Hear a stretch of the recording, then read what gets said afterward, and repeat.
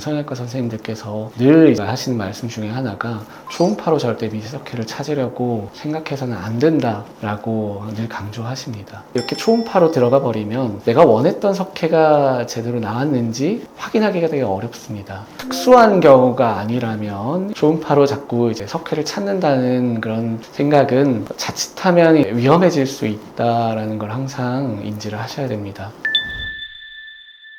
미세석회는 20% 정도는 유방암이랑 관련이 있다고 알려져 있어요. 20%면 사실 이제 무시를 할 수는 없어요. 유방 조직 검사를 할 때 보통 이제 유방암일 가능성이 3% 이상부터 전 세계에서 조직 검사를 권장을 하거든요. 그러다 보니까 미세석회가 유방암과 이제 동반해서 생긴 미세석회인지를 잘 구별하는 게 되게 중요합니다. 암은 빨리 발견할수록 성적이 좋아요. 같은 석회인데 어떤 분은 이제 빨리 찾아내는 반면에 어떤 분은 좀 더 이제 지연해서 발견되는 경우도 있고, 이제 모든 암의 치료의 성적을 결정하는 건 결국에는 초기에 내가 어떤 병기에서 이 암을 찾아내느냐가 중요합니다. 그래서 이제 오늘 제가 말씀드릴 내용들은 이제 미세석회를 목적으로 검진을 받았을 때 뭐가 중요한지에 대한 포인트를 오늘은 좀 짚어드릴까 합니다. 미세석회 조직검사는 다양한 방법이 있습니다. 그 중에 핵심은 수술적인 방법인데요. 그럼 이런 수술적인 방법이 가능한 병원인지, 다양한 검사 방법을 보유하고 있는 병원인지 미리 확인하시는 게 첫 번째 주의하셔야 될 점입니다. 다양한 방법을 보유하는 것이 사실 중요한 이유가 타 병원에서 미세석회를 조직검사를 해보려고 입체정의술을 시도를 했는데 안 되는 분들이 있습니다. 이제 그런 분들은 결국에는 어쩔 수 없이 정의절제술이라는 수술을 선택을 해야 되는데, 이런 수술을 일반 이제 로컬 의원에서는 진행하기 어려운 점들이 많다 보니 결국에는 그런 분들이 저희 병원에 다시 오시게 되는데요. 그렇게 되면 수술할 수 있는 이 경로를 새로 저희가 찾기 위해서 기존에 그분께서 해오셨던 많은 검사들을 다시 하게 되는 불상사가 생기게 됩니다. 저희 이제 병원에 찾아오신 30대 젊은 여성분인데요. 이분은 사실 실제 대학병원까지 진료를 보시고 석회 위치가 입체정의술을 하기 조금 어려운 위치에 있으니 바늘을 꽂은 다음에 정의절제 수술로 수술을 하자 얘기를 들었던 분이 계십니다. 그분을 진료를 하면서 기관별로 이제 소견이나 검사를 했을 때 수술 경로를 찾아가는 방식이 조금은 달라질 수 있다는 걸 설명을 드렸고, 실제 검사를 해봤더니 조금 가깝긴 했지만 충분히 입체정의 수술로 접근이 가능한 위치에 있던 미세석회였고, 군집성 미세석회여서 입체정의 수술 후에는 그 석회병변이 완전히 소실이 돼서 이후에 결과도 좋고 수술 후에 이제 남아있는 석회도 없는 아주 좋은 결과를 맞이한 케이스들이 있습니다. 그렇기 때문에 중복된 검사를 피하기 위해서라도 여러 가지 다양한 방법의 수술 방법을 가진 병원을 찾는 게 더 좋을 것 같습니다.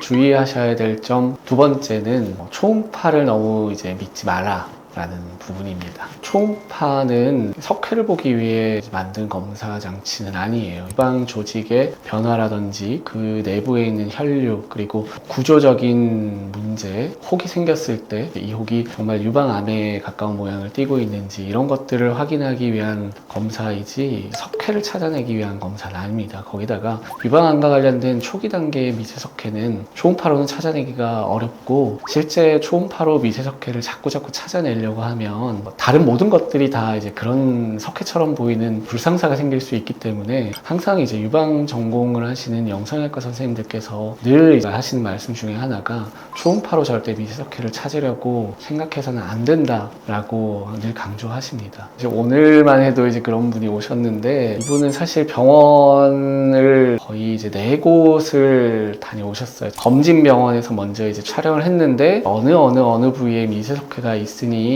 정밀 검사를 받아보세요 하고 권고를 받아서 일단 이제 첫 번째 지역에 있는 의원을 찾아갔습니다. 근데 초음파 검사로 맘모톰 시술을 할 수 좋겠다라고 얘기를 들으셨대요. 그래서 다른 의견도 한번 들어보시고 싶으셔서 가까이 있는 또 다른 병원을 한번 방문을 하셨다고 합니다. 그래서 두 번째 병원에서는 초음파에서 보이니까 총조직 검사로 가능을 하겠다라고 해서 실제 거기서는 총조직 검사로 조직 검사까지 진행을 하셨어요. 그래도 이제 약간 불안하셨는지 그 검사 결과를 가지고 흔히 우리가 얘기하는 이제 대학병원급 큰 병원에 자료를 가지고 이제 방문을 하셨는데, 거기서는 바늘을 꽂아서 절제로 수술을 진행하자, 전신마취로 진행을 하자 이렇게 들으셔서, 또 그것 또한 너무 이제 무서운 얘기다 보니까 저희 병원까지 찾아오시게 된 분이 계세요. 이 경우를 제가 설명드린 이유는 초음파에서 석회라고 생각을 해도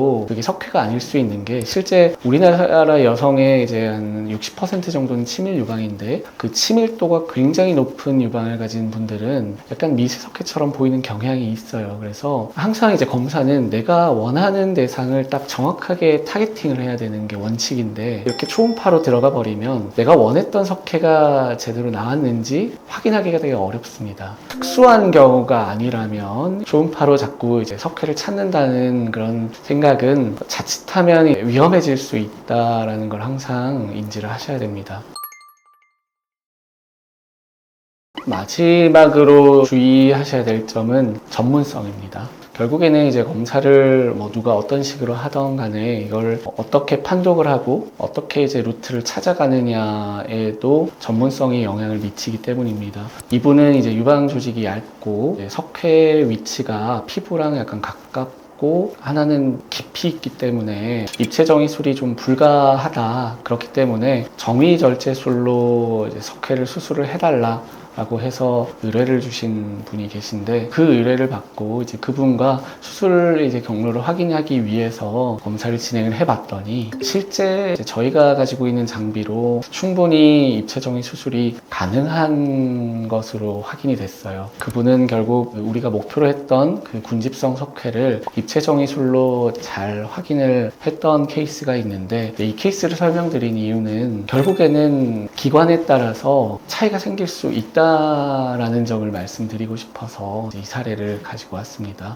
가능하다면 당연히 가슴에 이제 흉터나 변형을 남기는 수술보다는 입체정의술이라는 유방에 변형도 없고 흉터도 거의 없지만 진단율은 정의절제술과 동등하다면, 그런 좋은 수술을 해드릴 수 있는 분들한테는 해드릴 수 있는 게 가장 좋은 거죠. 그런 것들을 판단할 수 있는 역량이 결국에는 전문성에서 나오기 때문에 이렇게 이제 주의할 점으로 전문성에 대해서 다시 설명을 드리는 겁니다.